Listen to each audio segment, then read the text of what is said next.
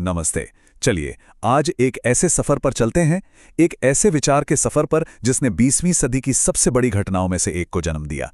जी हां, हम बात कर रहे हैं समाजवाद की, और ये देखेंगे कि कैसे इस एक आइडिया ने रूसी क्रांति की आग भड़काई, एक ऐसी क्रांति जिसने सचमुच दुनिया का नक्शा ही बदल कर रख दिया। तो पूरी कहानी को समझने के लिए चलिए एक सवाल से शुरू करते हैं। वो सवाल ये है कि क्या वाकई एक अकेला विचार, एक आइडिया पूरी दुनिया को बदल सकता है? ये सवाल बहुत अहम है क्योंकि यही सवाल हमारी आज की पूरी चर्चा के केंद्र में रहेगा और ये हमें सोचने पर मजबूर करेगा कि विचारधारा में यानी आइडियोलॉजी में आखिर कितनी ताकत होती। तो चलिए अब इस कहानी में थोड़ा और गहरा उतरते हैं। इसकी जड़ें हमें मिलेंगी 19वीं सदी के यूरोप में। अब देखिए, ये वो दौर था जब समाज में बहुत तेजी से बदलाव आ रहे थे, उथल-पुथल मची हुई थी, और ऐसे में लोग एक नई दिशा, एक बड़े बदलाव की उम्मीद कर रहे थे। ये वो समय था जब इंडस्ट्रियल रेवोल्यूशन यानी औद्योगिक क्रांति अपने चरम पर थी, और इसने समाज को दो हिस्सों में बांट दिया था। एक तरफ थे फैक्ट्री के मालिक जो दिन ब दिन अमीर होते जा रहे थे, जिनके पास बेहिसाब दौलत जमा हो रही थी, और दूसरी तरफ थे फैक्ट्री के मजदूर जिनकी हालत बहुत ही ज्यादा खराब थी, लंबे लंबे काम के घंटे, कम तनख्वाह और बदतर हालात। तो समझिए, यही वो जमीन थी, वो माहौल था जो नए विचारों के पनपने के लिए बिल्कुल तैयार था। अच्छा, इस माहौल में यूरोप के अंदर मोटे तौर पर 3 तरह के सोच रखने वाले लोग थे। पहले थे लिबरल्स यानी उदारवादी। ये लोग बदलाव तो चाहते थे, लेकिन इनका मानना था कि वोट देने का हक सिर्फ उन मर्दों को हो जिनके पास प्रॉपर्टी है। फिर आते थे रेडिकल्स। ये लोग समाज में तेजी से बदलाव चाहते थे और मानते थे कि सरकार बहुमत से बननी चाहिए। सबसे बड़ी बात, ये महिलाओं समेत सभी को वोट का हक देने के हिमायती थे। और तीसरे थे कंजर्वेटिव्स यानी रूढ़िवादी। ये तो भाई किसी भी तरह के बदलाव के सख्त खिलाफ थे।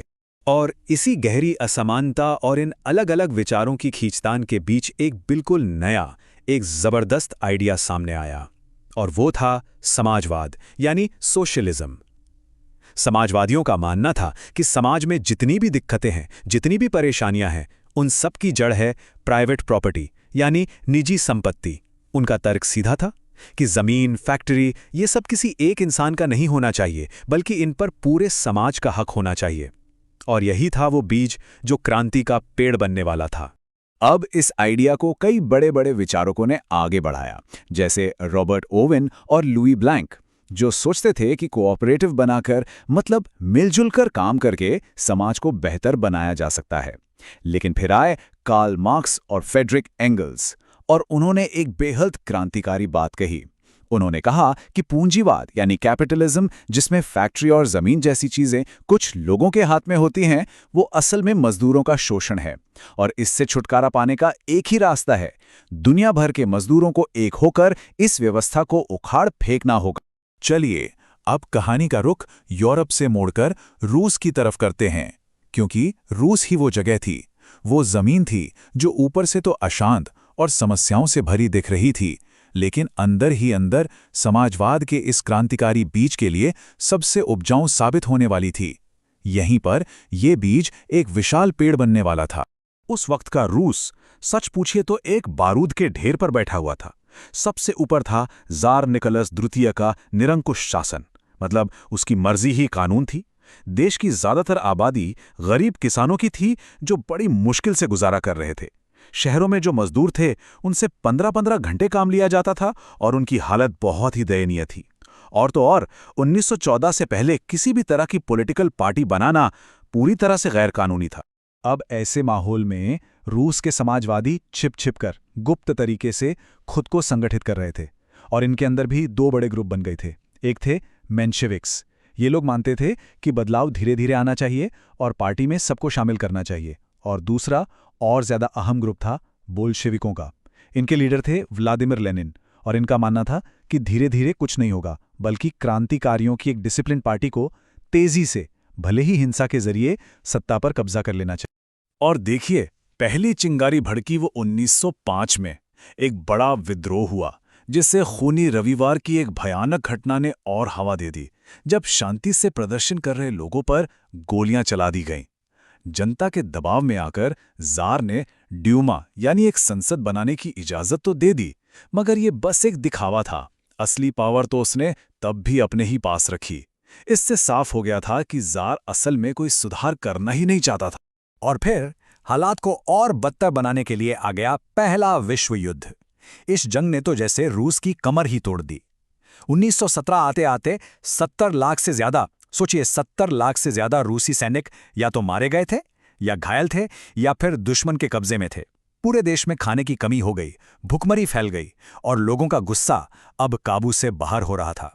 तो बस जो दबाव सालों से अंदर ही अंदर उबल रहा था वो आखिरकार फट पड़ा। वो जो बीज बोया गया था ना, वो अब पेत्रगाद की सड़कों पर अंकुरित होने लगा था, फूटने लगा था।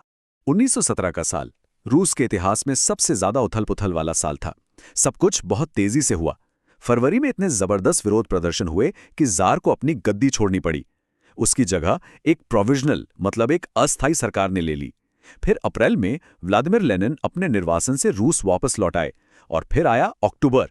लेनिन के नेतृत्व में बोल्शेविकों ने इस अस्थायी सरकार को भी उखाड़ फेंका और सत्ता पर कब्जा कर लिया। पर सवाल ये है कि बोल्शेविक आखिर कामयाब कैसे हुए? उनकी सफलता का सबसे बड़ा राज था उनका नारा।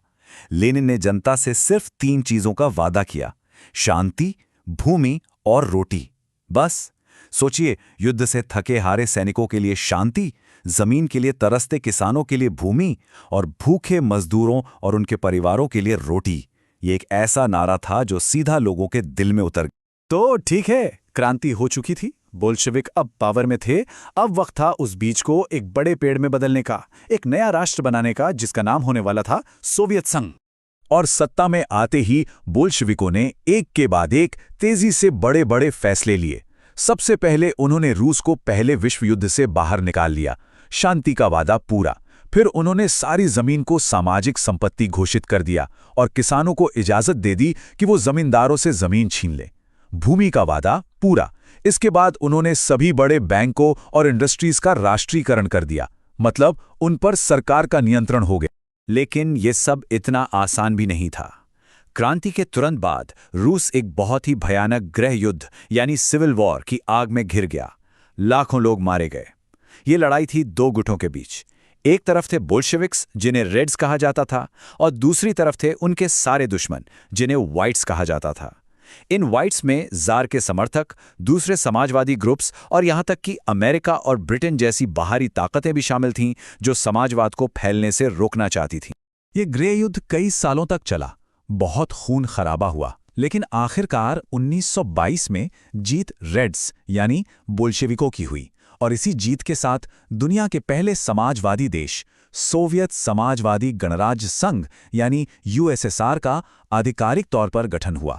इस क्रांति का असर सिर्फ रूस की सीमाओं तक ही नहीं रहा, इसने पूरी दुनिया की राजनीति को हमेशा के लिए बदल दिया। वो जो नया पेड़ उगा था ना सोवियत संघ, उसकी छाया बहुत लंबी थी और पूरी दुनिया पर पड़ने वाली थी। और इसका असर वाकई बहुत गहरा और दूर तक जाने वाला था। सोवियत संघ दुनिया का पहला समाजवादी देश बन गया। इसने दुनिया भर में हो रहे कम्युनिस्ट और समाजवादी आंदोलनों को एक नई उम्मीद, एक नई प्रेरणा दी। इसने पहली बार कैपिटलिज्म और कॉलोनियलिज्म को, मतलब दूसरे देशों पर कब्जा करके उनका शोषण करने की जो नीति थी, उसे एक जबरदस्त चुनौती दी और रातों रात समाजवाद 20वीं सदी की एक बड़ी ग्लोबल पॉलिटिकल पावर बन गया। रूसी क्रांति ने एक बेहतर, एक बराबर दुनिया बनाने का वादा किया था, लेकिन उस वादे को पूरा करने के सफर में गृह युद्ध में लाखों जानें गईं और आगे चलकर एक क्रूर तानाशाही का दौर भी आया। ये सब हमें एक बहुत ही बुनियादी और गहरे सवाल पर लाकर छोड़ देता है कि किसी भी बड़े बदलाव की, किसी भी क्रांति की आखिर कीमत क्या होती है और क्या समाज को वो कीमत चुकानी चाहिए। ये एक ऐसा सवाल है जिस पर सोचना बहुत जरूरी है।